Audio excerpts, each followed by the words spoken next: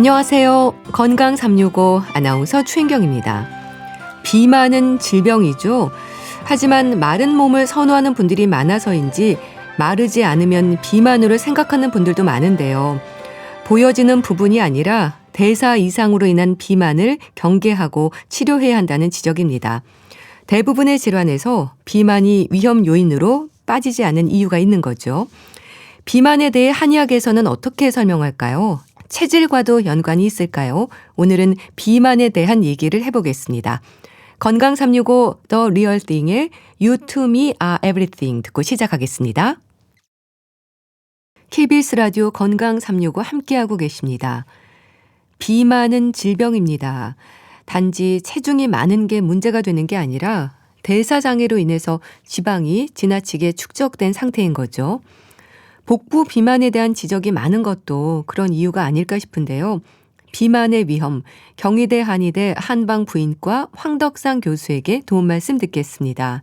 교수님 안녕하세요. 네, 안녕하세요. 네, 반갑습니다.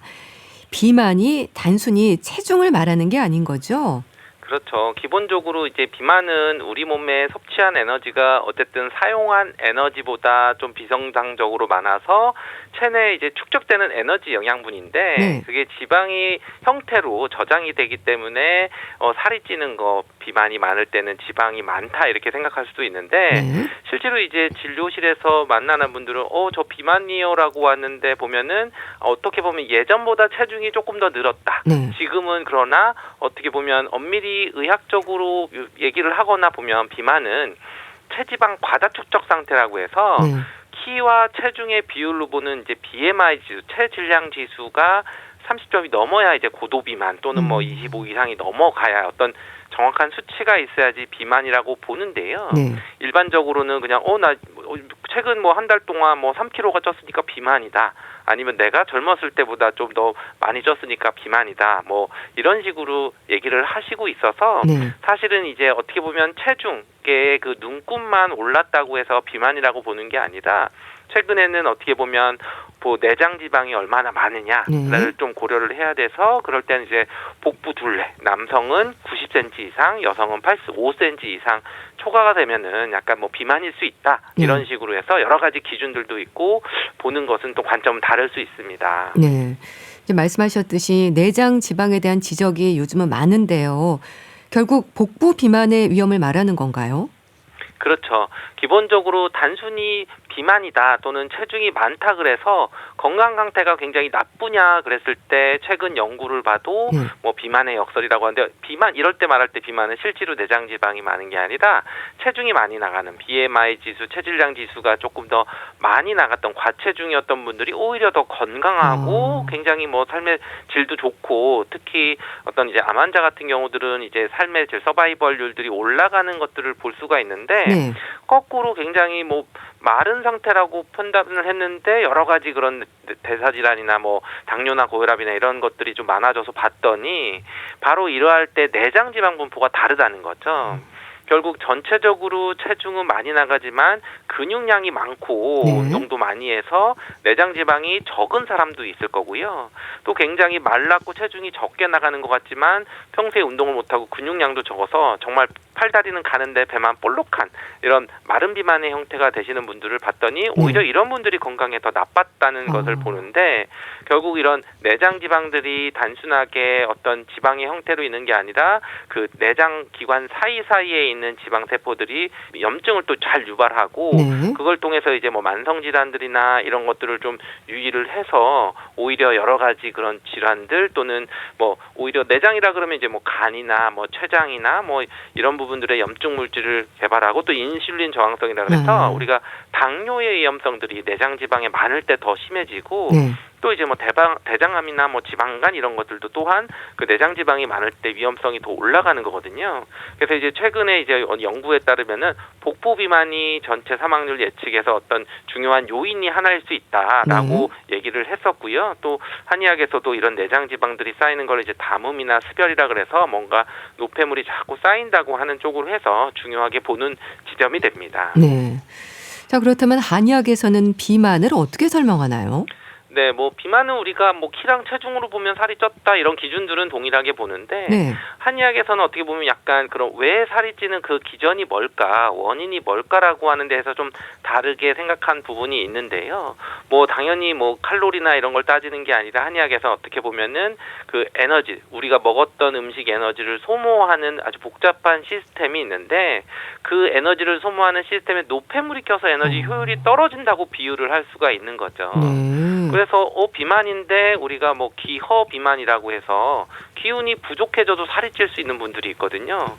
기운이 부족한데 왜 살이 찌는 거지만 네. 기운이 좀 많은 사람들은 아무래도 활동량도 많고 소화도 잘 되고 음식도 잘 먹는 사람들이고 그렇겠네요. 기허라고 하는 분들은 항상 어떻게 보면 음식도 좀 잘 못 먹으면서 항상 소화도 안 되고 더부룩하면서 움직임도 적고 운동하라 그래도 조금만 되면 잘 지치고 그리고 잘 붓고 하는 분들이 있거든요. 네. 이런 분들이 오히려 조금 먹는데도 그 먹는 칼로리나 이런 거를 따지는 거에 비해서 훨씬 살이 많이 찌거나 붓는 분들이 있는데 이럴 때에는 뭔가 속에서 에너지를 소모하는 그런 효율이 떨어지는 몸 상태가 돼서 그런 부분들이 바로 우리가 한의학에서 뭐 담음, 습담이라 그래서 뭔가 알지는 못하지만 노폐물이 자꾸 쌓였습니다라고 얘기를 해서 그럴 때 비만이 오게 되는 거고 그런 부분들을 제거를 해주는 그런 한의학적인 치료 방법을 통해서 네. 다이어트를 한다든지 할 때 좀 더 보조적으로 도움이 될 수 있습니다. 네. 일단 비만은 질병이라는 인식이 강조가 되지 않습니까? 이유가 뭘까요? 그렇죠. 기본적으로 비만 자체 체중이 어느 정도 지방에 많이 있다고 해서 네. 사실 어떻게 보면 그것 자체가 질병이 아니지 않느냐 나는 문제가 없다라고 생각하는데 여러 가지 연구를 통해서 보면은 사실은 내장 지방이 많으면 그것과 같이 동반하는 질환들이 굉장히 심각한 질환들이 많이 올 수 있거든요. 네. 바로 이 지점 때문에 어떻게 보면 비만도 질병이다라고 얘기를 하는데 근데 단순히 이제 과체중 정도만 되는 게 아니라 BMI가 25 이상 또는 이제 30 이상이 되면은 이제 고도 비만이라고 하는데 네. 고도자가 붙는 때가 이럴 때 약간 병적인 그런 비만이다라고 얘기를 합니다. 네. 그래서 최근 이제 뭐 대한비만학회에서 2025년도에 나왔던 뭐 비만 팩트 시트라고 하는 그런 그 통계치가 있는데요.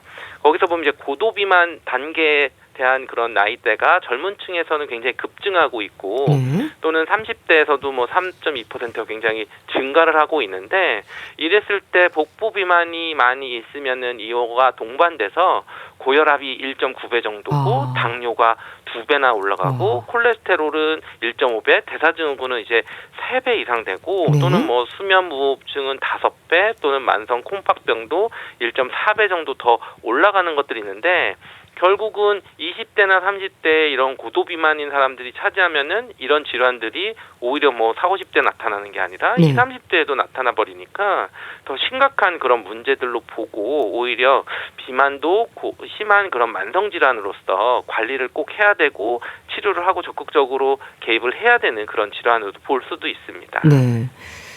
그래서 복부 비만에 대한 관심을 갖는데요. 특히 복부 비만에 있어서는 나이살이라는 이름으로 어느 정도 관대했던 것이 사실이지 않나 싶은데 나이살이 있긴 하죠. 없는 건가요? 그렇죠. 우리가 뭐 나이살이라고 네. 하는 건 말 그대로 이제 나이가 들어서 뭐 살쪘다 뭐 이런 식으로 얘기를 할 수가 있는데 어떻게 보면 이제 좀 차이가 있는 거죠. 결국은 우리가 젊은 사람들이 살이 찌는 거라면 지방이 당연히 늘어서 지방이 또는 확장을 하면서 살이 찌는 거는 맞는데 네. 오히려 나이가 들면서 이제 호소를 하시는 분들 특히 이제 뭐 폐경기가 되면서 갑자기 체중이 늘거나 또는 체형이 바뀌는 분들 이런 분들을 얘기를 할 때 나 나이 때문에 근육이 처졌어 아니면 뭐 체형이 좀 바뀌었어 이런 얘기를 하는데 어떻게 보면 바로 그 나이살이라고 하는 개념들은 노화가 진행되면서 근육세포는 위축되고 네. 그리고 근력과 근 긴장도는 점점 약해지는데 그렇기 때문에 이제 근육에서 쓰는 에너지 대사율도 감소하게 되니까 네. 오히려 지방이 자꾸 특별히 많이 늘지는 않았어도 상대적으로 더 지방이 많아 보이고 살도 처져 보이고 또 체형도 좀 이상하게 돼서 어떻게 보면은 우리 몸에서 근육과 같이 단단하게 있는 그런 체형에서 근육이 확 빠지고 어떻게 보면 이제 바람 빠진 풍선 같은 그런 몸이 되는 그런 게 이제 나이살로 볼 수가 있습니다. 그래서 어떻게 보면 이제 뭐 배만 볼록 나왔다든지 팔다리는 좀 가늘어졌다든지 그래서 우리 뭐 그 옛날 영화에서 나오는 E.T. 체형이라 그러죠. 굉장히 뭐 팔다리는 가늘고 이제 그렇게 됐을 때 오히려 나이살이 많이 찌면은 뭐 복부 비만, 내장 비만의 위험성이 더 올라가는 것으로 볼 수도 있습니다. 네. 이 내장 지방이 많으면 이제 동반되는 질환들이 많아지기 때문에 문제라고 이제 앞서 말씀하셨는데요. 그러니까 비만이 단순히 보여지는 부분에서나 움직임에 불편을 주는 정도가 아니라 여러 질환의 위험을 높이는 요인인 거죠. 그렇죠. 그래서 뭐 비만이 그 자체가 주는 그런 문제들보다도 비만인 경우에 위험성들이 나오는 질환들이 사실 심각한 것들이어서 물론 뭐 통계치에 따라 좀 다르기는 하지만 복부 비만이 있으면은 당뇨병과 고혈압은 뭐 5.3배에서 2.6배까지 올라가고 그리고 뭐 심근경색이나 뇌졸중도 뭐 1.8배에서 1.7배 정도 올라간다고 하는데 결국 이런 뭐 당뇨, 고지혈증, 심혈관계통 질환들은 어떻게 보면 그 자체로 굉장히 생명도 좀 위협을 하지만 만성적으로 여러 가지 합병증이나 이런 부분들에 와서 문제가 되는 이런 전신질환의 위험성까지도 이어질 수 있는 것입니다. 네. 그런 전신질환의 위험으로도 이어지고 또 관절염을 비롯해서 뼈 건강에도 영향을 주는 걸로 알고 있는데 어떤가요? 그렇죠. 우리가 이런 전신 질환들은 굉장히 여러 가지 내분비 쪽으로도 다 비만하고도 굉장히 연관이 많고요. 그리고 이제 기본적으로 뼈 건강이나 관절에도 악영향을 미치게 되는데 외모 면에서 뭐 비만했다 이런 문제가 아니라 어떻게 보면 이제 걷거나 그러면은 우리가 체중이 늘게 되면은 우리 관절에 그런 무리가 되게 되는 부분들을 많이 있어서 체중 1kg가 늘어가면은 무릎에 이제 3에서 6kg 정도 부하가 더 증가한다고 보게 되고요. 그리고 또 이제 지방세포에서 분비되는 염증 물질들이 연골을 좀 파괴하거나 근육들을 약화시키는 부분들도 있기 때문에 실제로 이제 비만인 분들이 이제 퇴행성 관절염이나 또는 근육통이나 또는 이제 뭐 골관절염 또는 대장염 또는 여러 가지 그런 관절들과 관련되는 그런 문제들이 더 심각하게 되고 국내 비만 그 성인의 뭐 한 30% 이상이 무릎관절염 환자도 급증하고 이런 경우에 70%가 또 인공관절 수술의 70%가 비만이라는 또 얘기도 있거든요. 결국은 뭐 닭이 먼저냐 달걀이 먼저냐일 수도 있지만 결국 이제 체중 관리를 하는 거는 관절이 나쁘신 분들은 굉장히 중요할 수 있습니다. 그런데요, 비만에도 종류가 있습니까? 뭐 운동 부족이 원인일 수도 있고 대사 문제일 수도 있고요. 약물로도 비만이 올 수도 있을 것 같은데요. 그렇죠. 뭐 비만 종류라고 얘기하면 뭐 내장 비만도 얘기하고 남성형 비만도 얘기하고 여성형 비만 또는 고도 비만 또는 단순 과체중 여러 가지 이렇게도 나눌 수도 있고요. 뭐 원인으로 따지면 이제 비만의 원인이 뭡니까라고 하면은 이제 다양한 원인들을 볼 수 있죠. 그래서 뭐 그냥 아무 이유 없이 그냥 살이 찌는 원발성인 경우들도 있죠. 예를 들면 태어날 때 굉장히 크게 태어나거나 어떻게 보면 이제 임신 중에 뭐 당뇨가 있었다든지 여러 질환이 있어서 굉장히 크게 태어나서 그런 경우들도 있고 또는 아무래도 식사를 과식을 한다든지 뭐 이런 거나 또 식사 습관이 나쁘거나 뭐 운동을 전혀 하지 않고 그 생활 습관이 좀 나쁜 상태 이런 부분들일 수도 있고요. 또 이제 인종이나 또는 식생활 문화들이 또 다른 경우에 따라서도 굉장히 올 수 있는 게 이제 뭐 1차성 비만이라고도 하고요.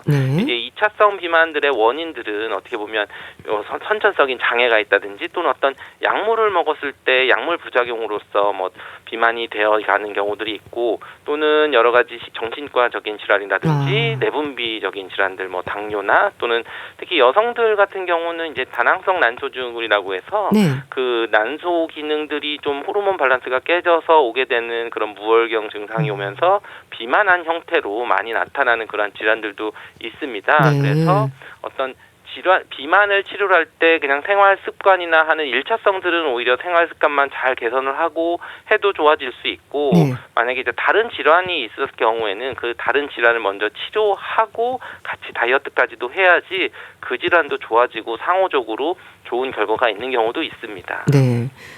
또 비만의 유형도 있지 않습니까? 뭐 전체적으로 비만한 경우도 있고 배만 나오거나 팔다리만 가는 분들도 있고요. 그럼 유형에 따라서도 건강상의 위험이 좀 다를까요? 그렇죠. 그래서 비만의 유형을 얘기를 할 때는 우리가 체질량 지수를 조금 생각을 해봐야 되는데요.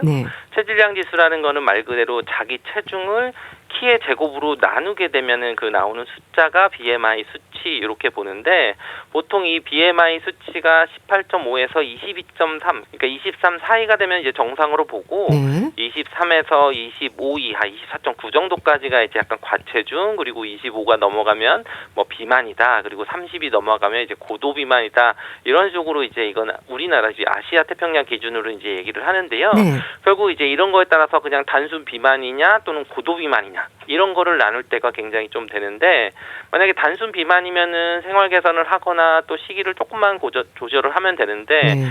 BMI 30 이상의 고도 비만은 이제 병적인 질환까지도 권고라고 그렇죠. 봐서 네. 굉장히 적극적으로 치료를 하고, 단순히 그냥 남들 따라서 뭐 식단을 조금 하거나 운동을 조금 하면 되는 게 아니라 정말 뭐 6개월 이상 또는 1년 이상 계획을 잡고, 필요하면은 뭐 치료도 받고, 또는 이제 음식 상담이라든지 자기의 생활이라든지 이런 것까지도 전체적인 생활 습관을 개선을 해야지 이런 여러 가지 부분들을 좀 좋아질 수가 있고요. 특히 이제 복부 비만 같은 경우는 이제 배 쪽에 허리 둘레가 남자는 90cm 이상이 돼서 또 여성은 85cm 이상이 됐을 때 복부 비만이 이제 좀 있는 걸로 보게 되는데, 네.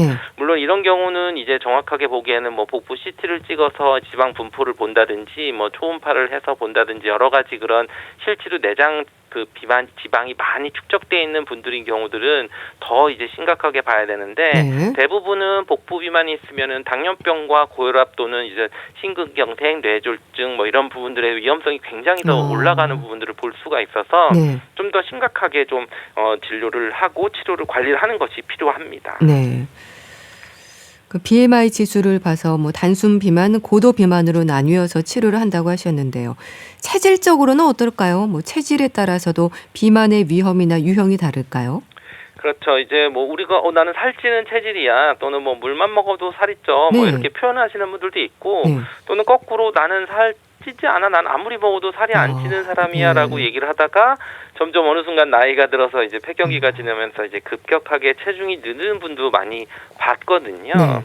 결국은 이제 우리가 체질이라고 하면은 어떻게 보면 한의학에서 얘기하는 사상 체질에 따라서 살이 많이 찔 수 있는 사람도 있고 적게 찌는 사람도 있고 이렇게 설명을 할 수도 있습니다. 네. 그래서 이제 뭐 통계적으로 봐도 사상 체질에서 보면 이제 태음인에 해당하는 분들이 비만의 위험들이 가장 많다고 얘기를 하는데요. 그렇지만 모든 체질에서는 사실 다 살이 찔 수가 있습니다. 네. 예를 들면 소음인은 식욕은 적지만 워낙 소화 기능이 약하기 때문에 소화를 처리하고 에너지를 쓰는 게 적고, 그리고 움직임이 좀 적은 소음인들 같은 경우는 살이 또 많이 찔 수가 있고요. 서양인들은 열이 많아서 소화도 잘 되는 것 같지만 이 사람도 너무 급하게 먹는 거죠. 그리고 스트레스 받으면 막 스트레스 폭식을 한다든지 좀 예민한 그런 스타일이 있을 수 있기 때문에 네. 그러면 또 살이 찌는 거고, 네. 반대로 얘기하면은 태음인들은 항상 많이 먹더라도 자기가 살이 잘 찔 수 있는 스타일이라는 것을 이해를 하고, 그만큼 더 많이 움직여주거나 운동량을 땀을 많이 빼는 쪽으로 운동을 해주면은 좀 살을 안 찌고 유지를 할 수가 있는 거고요. 네. 소음인들은 오히려 소화가 잘 되는 음식을 골라 먹는다든지, 아니면 소화가 좀 더부룩하면 항상 밖에서 산책을 한다든지 이런 쪽으로 좀 했을 때 체질에 따라서 오히려 그 살이 찌지 않는 예방법이 될 수도 있고요. 네. 그리고 이제 간혹 한의학에서 얘기하는 아까 계속 습담이다, 담음이다고 하는 그런 증상들이 있는 사람들은 진짜 물만 먹어도 살이 찐다고 하는 사람들이 있거든요. 그럴 때는 그런 담음을 없애주는 쪽을 먼저 치료를 하고 봤을 때는 오히려 나는 살찌는 체질이 아니다, 오히려 살을 잘 관리할 수 있는 그런 체질이라고 할 수 있을 정도로 좋아질 수도 있습니다. 네. 이 한약에서 비만이 지방과 수분 또 기혈의 순환이 안 되면서 노폐물이 쌓인다는 생각을 하면요.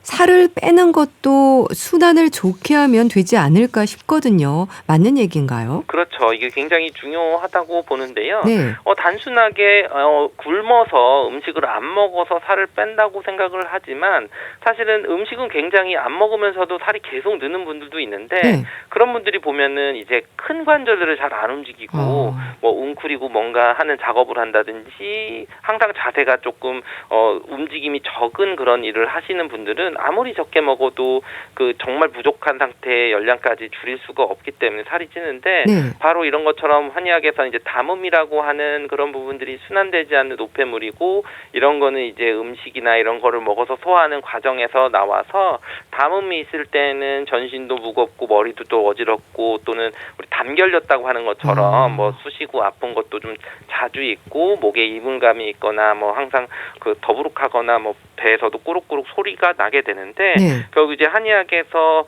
비만을 치료를 하거나 다이어트를 할 때에는 단순히 식욕을 조절한다 또는 뭐 열량을 올리는 뭐 이런 쪽보다도 담음을 제거하거나 기혈을 좀 더 원활하게 순환되게 하면은 그만큼 이제 에너지를 쓰는 효율이 좋아지는 거죠. 그렇기 때문에 그런 쪽에 치료를 목표로 하고 있습니다. 네. 그럼 한방 치료를 이제 병행하면 도움이 될 것 같은데 어떤 방법들이 있을까요? 네, 기본적으로 한약들을 가장 이제 많이 아시는 건 이제 한약들을 쓰는 거, 뭐 우리가 다이어트 한약이다 뭐 얘기를 하는데, 네. 뭐 쉽게 말하면 이제 다이어트 한약이지만 어떻게 보면 말씀드린 대로 담음을 없애주고 기혈도 좀 잘 순환이 되게 해주면서 오히려 좀 몸에 피곤하거나 하는 것들을 줄이고 에너지를 좀 늘리게 해서 활동적인 그런 에너지를 좀 늘리게 해주는 쪽의 치료가 되는 것이 가장 좋은, 그러면서 이제 자연스럽게 내가 몸의 에너지를 태울 수 있는 그런 상태가 돼서 살이 빠지는 게 가장 긍정적인 방법이고, 그리고 이제 요요도 없이 잘 유지를 할 수 있는 방법이 될 수도 있고요. 또는 이제 뭐 우리 지방분해 침이라고 해서 침 치료를 한다든지, 또 이제 이침에서 귀에 어떤 혈자리를 자극을 해서 자율신경계의 균형을 잡고, 또는 이제 식욕을 좀 억제를 한다든지 에너지 대사를 좀 더 좋게를 한다든지 하는 여러 가지 그런 치료법들을 같이 할 수도 있습니다. 네. 다이어트 한약 말씀하셨는데요. 그러니까 한약을 드시는 분들이 있잖아요. 그런데 마른 몸을 바라는 분들이 이제 필요 이상으로 살을 빼고 싶을 때 다이어트 한약을 떠올리는데 그건 또 아니지 않나요? 그렇죠. 이게 제가 이런 분들을 오시면 이제 설명들을 좀 길게 해드리는 편인데, 네. 사실은 내가 예전보다 살이 쪘다고 해도 내가 BMI 지수를 살펴보고 또는 근육량이나 지방량의 분포를 봐서 굉장히 정상인데 오히려 이제 살을 빼고 하시고 싶어하는 분들이 있거든요. 네. 그럼 이제 저는 뭐라고 얘기하냐면, 몸이 이미 90점인데 90점에서 95점을 가려고 하다가 오히려 공부를 포기를 해버리는 수도 있는, 몸을 이제 건강을 나쁘게 만드는 방법도 있는데요. 네. 결국은 이제 적정한 체중 안에서는 사실은 이제 너무 강한 그런 한약들을 쓰게 되면은 오히려 여러 가지 부작용들이 또 있을 수가 있습니다. 네. 그래서 이제 대표적으로 한약 처방에서 다이어트 약 할 때는 이제 마왕이라고 하는 약을 좀 많이 쓰는데요. 이런 것이 이제 에페드린 성분이라고 해서 강력한 이제 교감신경 흥분제, 이제 약간 우리 예를 들면 커피를 굉장히 진하게 여러 잔 먹었을 때 나는 반응들과 비슷하게 날 수도 있거든요. 네. 그래서 뭐 땀도 많이 나고 막 심장도 두근두근 거리고 굉장히 이제 에너지 대사를 좀 높이는 그런 쪽이 되는데, 오히려 이제 뭐 식사도 안 했고 굉장히 좀 마른 상태에서 오히려 땀을 억지로 너무 많이 뺀다고 하면은 오히려 내 몸에서 있는 양기도 떨어지고 체력이 더 떨어질 수가 있는 거죠. 네. 쉽게 말하면은 며칠 굶고 굉장히 뭐 과로를 하고 했는데 사우나에서 억지로 땀을 빼고 나면 굉장히 어지럽기도 하고 막 심장도 두근거리고 잠도 못 자고 하는 그런 증상들이 있는 것처럼, 네. 분명히 이런 약재들은 한의사들이 쓰는 전문 한의약재가 될 수 있기 때문에 이런 용량들을 좀 하는 거는 본인이 조절하는 것보다는 꼭 한의사나 한방병원에서 진료를 하고 거기에서 필요한지 진료를 한 다음에 드시는 것이 가장 안전할 수 있습니다. 네. 또 침 치료는 어떻게 진행이 되는 건가요? 침은 이제 전기분해 침이라고 해서 지방층에 침을 놓는 경우들도 있고요. 네. 또는 이제 귀나 손이나 이제 이런 부분들에 침을 놓으면은 오히려 식욕 중추를 조절을 한다든지, 그리고 이제 담음이나 이런 습담이나 너무 많은 분들은 또 이제 특정 혈자리에 놓으면은 기혈 순환이 좀 원활하게 되는 경우들이 있거든요. 그런 쪽에서 이제 침의 효과들이 있어서 기혈 순환이나 담음을 좀 제거하거나 소화력 이런 것도 좋게 하고, 또는 식욕을 억제시키거나 포만감을 증추시켜주는 이런 부분들을 좀 침의 그런 목적으로 할 수도 있고요. 네. 최근에는 이제 뭐 특정 약침을 통해서 그런 약침의 효과와 그런 침의 효과들을 같이 해서 다이어트를 할 때 이제 좀 더 보조적으로 하는 경우들도 많이 있습니다. 네. 좀 건강한 다이어트에 도움이 되는 차는 없을까요? 기본적으로 좀 복잡하게 생각하거나 어려운 차를 많이 생각을 하는데요. 네. 우리가 가장 좋은 거는 사실은 다이어트 했을 때 폴리페놀이라는 성분들이 지방 흡수를 억제하거나 대사를 촉진을 한다고 얘기를 하는데, 그게 가장 많은 게 어떻게 보면 녹차거든요. 그래서 녹차요. 우리가 다이어트 하시는 분들이 가끔 놓치는 게 수분 섭취를 조금 더 자꾸 붓는다고 생각을 해서 조금 소홀히 하는 경우들이 있는데, 그냥 맹물을 드시기에 잘 못 마시거나 그런 좀 거부감이 있으시면은 녹차를 좀 묽게 해서 드시는 것도 굉장히 좋은 방법이고요. 그리고 우롱차나 이제 홍차들도 홍차는 물론 약간의 카페인이 있어서 좀 주의를 하셔야 되지만 마찬가지로 그런 칼로리도 좀 낮고 어떤 땀도 좀 내면서 칼로리를 좀 절감시키는 그런 부분들도 있어서 오히려 이제 굉장히 우리 잘 이름도 모르는 그런 차보다는 이런 차들을 좀 더 먹으면서 수분 섭취도 많이 하면서 그 운동을 꾸준히 하는 방법들이 오히려 좋은 차의 활용 방법이라고 생각합니다. 네, 알겠습니다. 오늘은 비만의 위험과 한의학적 치료에 대해서 말씀드렸는데요. 경희대 한의대 한방부인과 황덕상 교수와 함께했습니다. 감사합니다. 감사합니다. KBS 라디오 건강365 함께하고 계신데요. 모자이크의 후회한다 해도 듣고 다시 오겠습니다. KBS 라디오 건강365 함께하고 계십니다. 건강책 정보 북컬럼니스트 홍순철 씨 어서 오세요. 네, 안녕하세요. 오늘 소개해 주실 책이 면역과 관련한 내용일까요? 제목이 면역 수업이네요. 그렇습니다. 봄 기운이 살살 느껴지잖아요. 네. 이럴 때 사실은 면역력이 정말 중요합니다. 알러지 질환도 많이 생기고 감기도 많이 생기는 게 환절기인데요. 네. 이 책은 먹는 건강에서 아는 건강으로라는 부제가 적혀 있더라고요. 상당히 인상 깊었습니다. 네. 우리가 요즘 보면 건강해지기 위해서 뭔가를 먹는 거에 참 많은 관심을 갖고 있는 것 같아요. 몸에 좋은 음식, 건강 보조식품, 영양제 그리고 약에 이르기까지 몸에 좋다고 하면 자꾸 먹으려고 합니다. 네. 그런데 책은 건강을 지키기 위해서 먹는 것보다 더 중요한 것이 올바르게 아는 것이다 라고 이야기하고 있는데요. 네. 케임브리지 대학교 명예 교수이면서 면역 유전학 분야의 세계적인 권위자인 존 트라우즈 데일 박사가 책을 썼는데요. 네. 지난 50년 동안 생명 유지의 최전선인 면역 체계의 비밀을 밝히기 위해서 상당히 오랫동안 연구해왔던 분입니다. 책을 통해서 저자는 인류가 질병과 싸우면서 그동안 어떻게 생존을 해왔는지 그리고 우리 몸이 면역을 위해서 얼마나 막대한 자원을 쏟고 있는지 생생하게 알려주고 있는데요. 더 나아가 스트레스와 비만, 생활 습관에서 알레르기, 자가 면역 질환, 암과 같은 난치성 질환에 이르기까지 면역이라는 관점에서 현대인들의 건강과 삶을 새롭게 조망하고 있습니다. 무엇보다 우리가 그동안 면역에 대해서 잘못 알고 있었던 것들이 있는데 그것에 대한 오해를 바로잡고 복잡하고 난해하게 여겨질 수 있는 면역 체계를 일상의 언어를 가지고 상당히 쉽게 소개하고 있습니다. 면역이 우리 인간의 삶 전반에 얼마나 막대한 영향을 미치고 있는지 흥미롭게 소개하고 있습니다. 네. 우리가 면역이라는 단어에 관심이 많잖아요. 그러니까 우리 몸을 보호하는 일종의 방어장치 같은 역할을 하는 거죠. 그렇습니다. 방패막 같은 역할을 하고 있는 거죠. 네. 우리가 흔히 그런 얘기 많이 하죠. 면역력에 좋은 음식, 노화로 저하된 면역. 면역이란 단어는 우리가 일상에서 참 많이 씁니다. 면역력이 높다. 면역력이 약하다.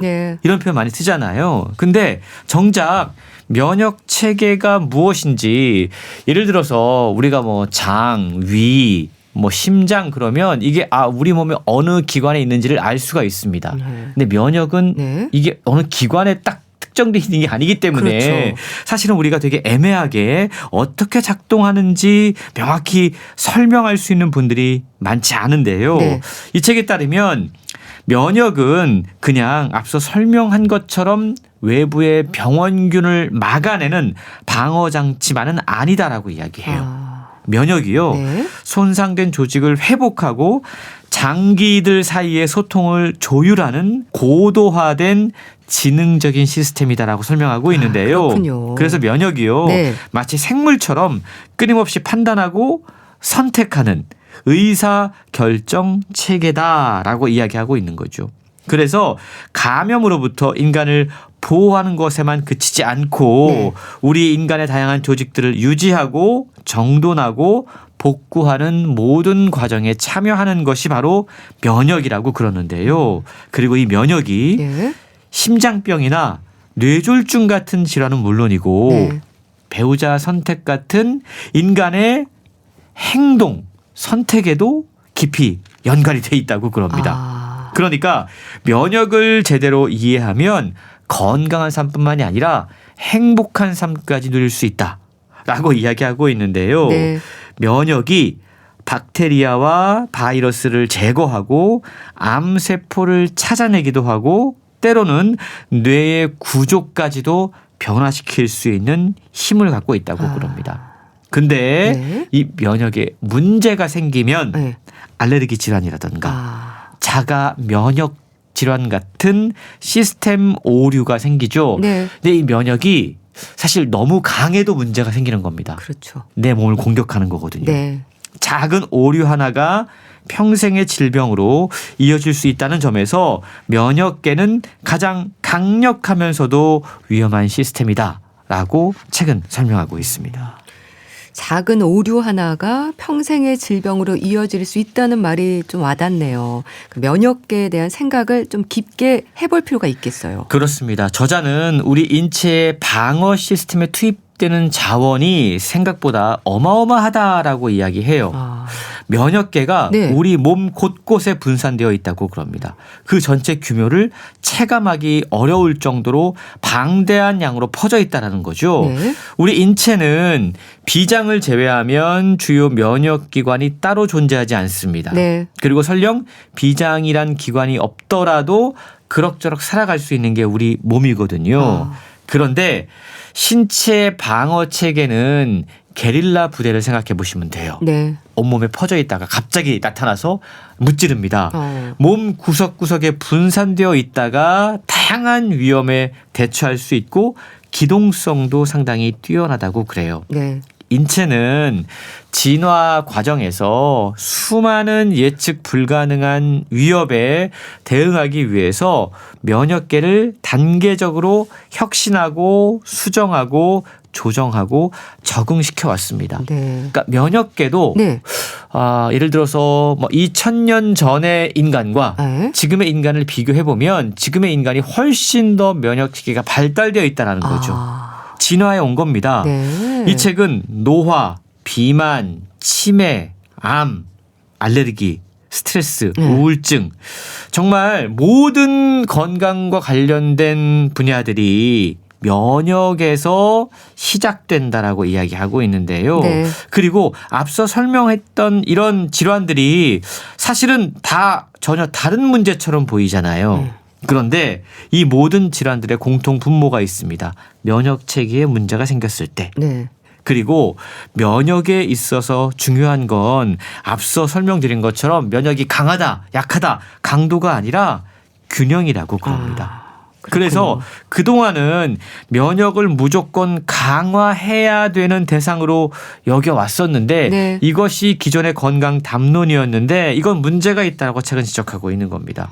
저자는 면역을 일종의 전쟁에 비유하면서도 그 본질이 공격에 있는 것이 아니다라고 이야기합니다.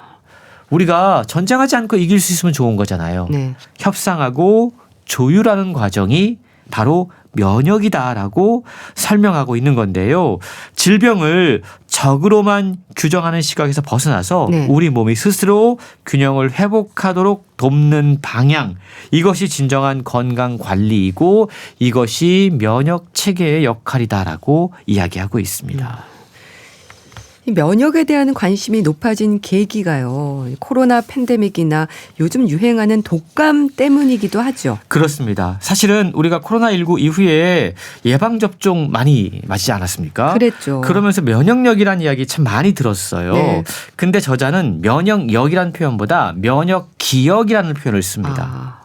백신은 외부 자극에 대한 몸의 학습 과정이거든요. 그리고 이 면역은 고정된 능력이 아니라 감염 경험과 생활 환경을 통해서 끊임없이 변화하는 개인화된 시스템이다라고 설명을 하고 있는 거죠. 그래서 우리가 뭐 예방주사만 맞았다고 되는 게 아니고요.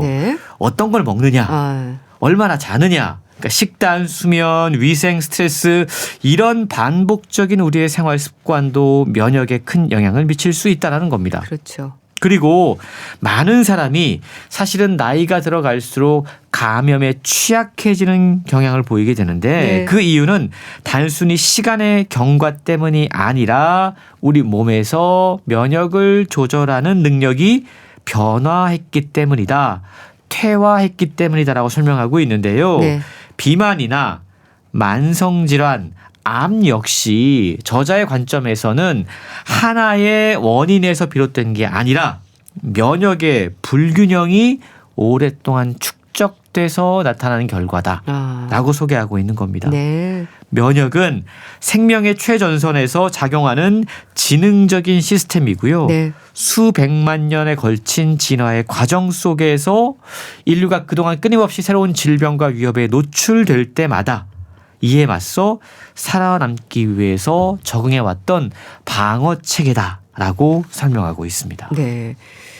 최근 여러 면역계 질환들이 빈번하게 나타나고 있는데요. 근데 이전보다 이제 건강 상태는 좋아지는 것 같은데 왜 면역계 질환은 늘어나는 걸까요? 면역력이 너무 강해져서 그런 거죠. 아, 그렇군요. 특히 네. 선진국에서 매년 자가 면역 질환의 발병률이 증가하고 있습니다. 네. 이건 생활 환경이 점점 더 위생적이고 편리해지면서 감염이 줄어든 것과 관련이 있다라고 분석하고 있는데요. 네. 면역계가 생애 초기에 다양한 미생물 항원에 충분히 노출돼야 돼요. 훈련이 돼야 됩니다. 적응이 돼야 됩니다. 네. 근데 너무 깨끗하게 위생적으로 살다 보니까 다양한 미생물 항원에 노출되지 못하고 뒤늦게 이게 문제가 발생하게 되는 거죠.